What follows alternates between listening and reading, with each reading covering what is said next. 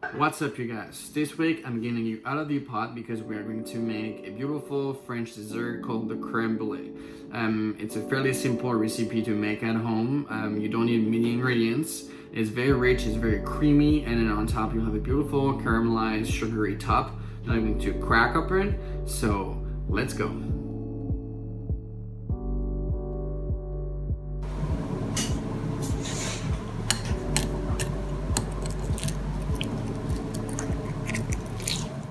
Okay, so we are going to start by placing 710 milliliters or 3/4 of a quart of heavy cream into a medium saucepan.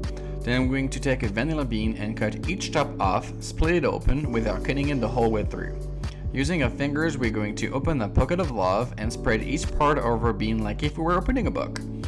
We're now going to run our knife across the vanilla to capture all of its pulp, and you can read a couple times to make sure you've got it all. However, be careful to not scrape the actual skin as we don't want the fibers of the vanilla. Your next mission is to get all the vanilla off your knife and onto your saucepan, as well as the pot itself. We're going full flavor, my friends. Now, if you don't have vanilla beans, you can use extract or paste. You would have to add about a tablespoon. Let's place our saucepan on the stove on medium-high heat and bring it to a boil. Then you'll take it out of the heat and allow it to cool a little for 5 to 10 minutes. Why, you ask? Well, we don't want to pour boiling cream into our eggs and cook it out just yet. Speaking of eggs, let's separate 4 yolks from their whites, either using this good old technique or like me now, just use your hands for a max efficient result. But please wash your hands before and after. You feel me? Okay, so we have our 4 yolks in our stainless steel bowl and we're gonna add 100 grams or about half a cup of white sugar. Then we're going to blanch them. So basically, it's a fancy French term for whisking your sugar and yolks until they get to a white-ish mixture, just like so. Okay, once that is done, it's time to grab that pot of cream and pour about 1/3 of the mix onto a yolk sugar mix and whisk it until it's nice and smooth. We're now going to add the rest of the liquid and dispose of the vanilla pod and give our melange its final whiskey action for the day. Bring the delicious mixture to the saucepan or a jug if you prefer. Personally, I'm very lazy and I do not like to do the dishes so many times, so a pot it is. And be sure to use a rubber spatula to get all of that deliciousness out of the bowl and not waste a drop. So now you're going to grab 4 white ramekins. They are 8 ounce, but you could use different type of ramekins. Obviously, the time of cooking will be a bit different based on how small or big they are. I'm also gonna grab a cast iron. You could also use a deep baking dish, but I like the cast iron because I can pretend to be in Mario Kart.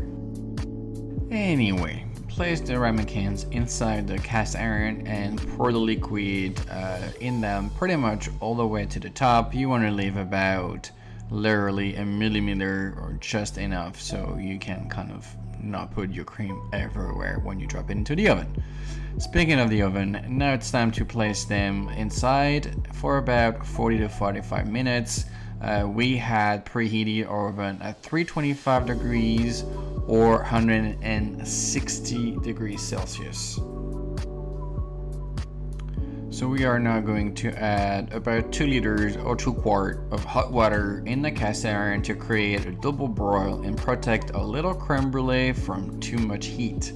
When that is done, we're going to slide the rack in, that sounded weird, and close the oven door.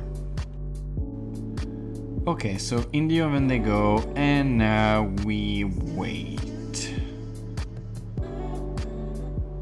And we wait again. Okay, Brady, the time has come. It's been 45 minutes and we're going to give our creme brulee a little shake test. The center should wiggle slightly, just as per mine. Get them out of the oven while being very careful so you don't burn yourself like I did. Children, don't film and cook. I've said so.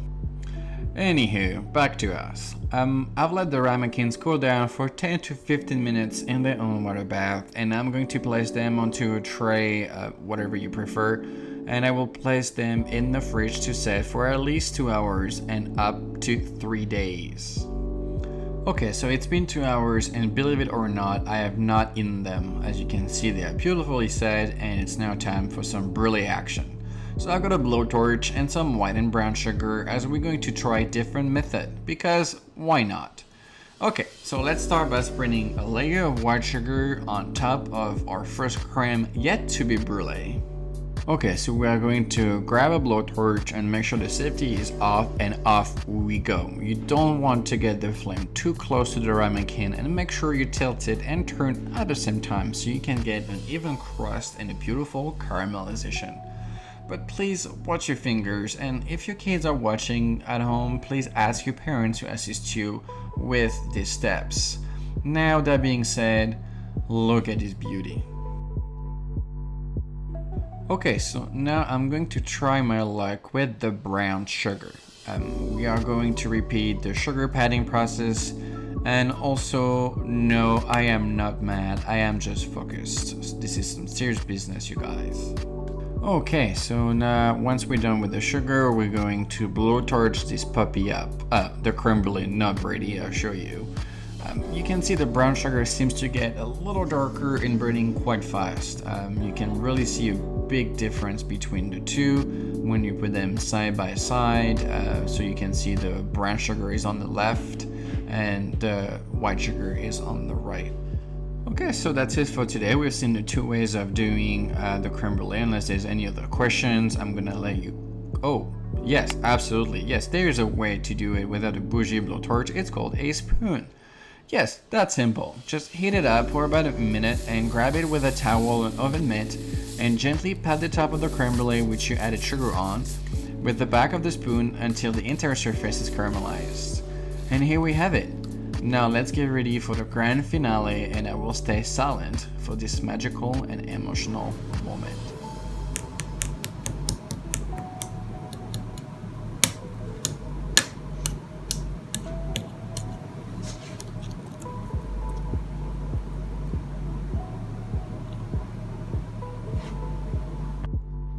And that's it for today. So I hope you enjoyed this recipe. If you did, please subscribe to the channel, leave me a thumbs up or a comment. I'll be happy to read them all and respond.